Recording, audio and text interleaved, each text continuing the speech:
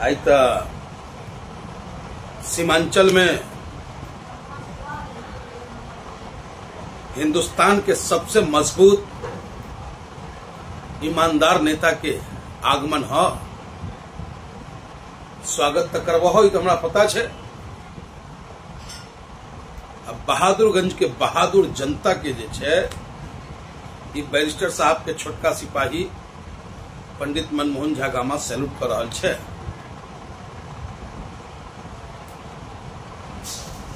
आई बहादुरगंज में कॉलेज चौक पर बैरिस्टर असदुद्दीन ओवैसी साहब,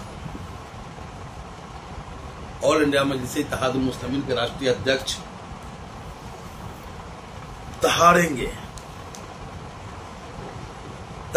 वक्फ बोर्ड अमेंडमेंट बिल के खिलाफ। रिजेक्ट वक्फ बोर्ड अमेंडमेंट बिल। उनकी दहाड़, उनकी आवाज और जनता की गूंज देश के तानाशाह सरकार को हिलाने के लिए काफी होगा। जिस तरीके से बिहार की आवाम बिहार प्रदेश के अध्यक्ष अख्तरुल इमान साहब के नेतृत्व में एकता का संदेश देने का कार्य कर रहा है,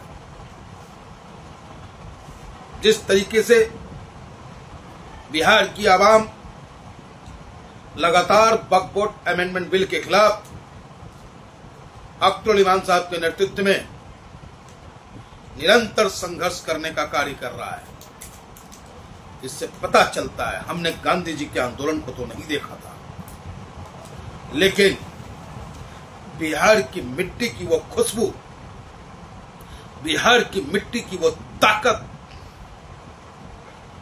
बड़े बड़े योद्धाओं को अपनी ओर आकर्षित करने के लिए सदैव जाना जाता है।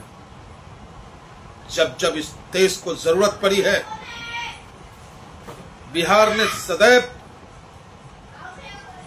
अग्रणी भूमिका निभाने का कार्य किया।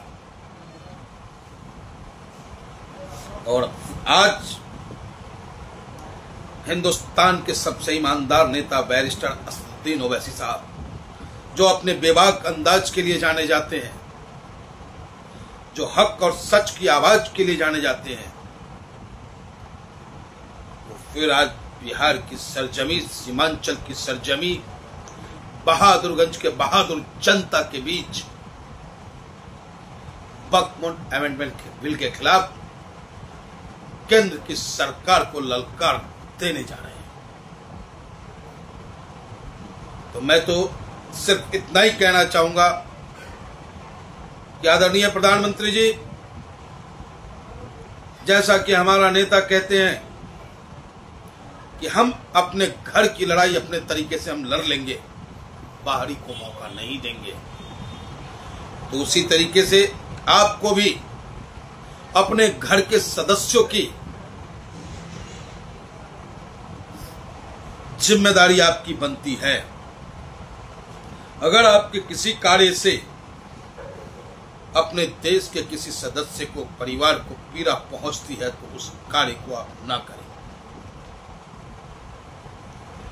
वक्फ बोर्ड अमेंडमेंट बिल से अगर हमारे एक भाई पीड़ित होते हैं, भारत मां के 4 संतान हैं, हिंदू, मुस्लिम, सिख, ईसाई, इसमें से कोई भी पीड़ित होगा तो मेरी भारत माता की आंखों से आंसू बहेगा।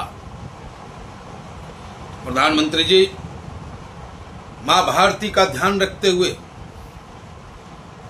हमारे नेता की मांग को आप स्वीकार करें।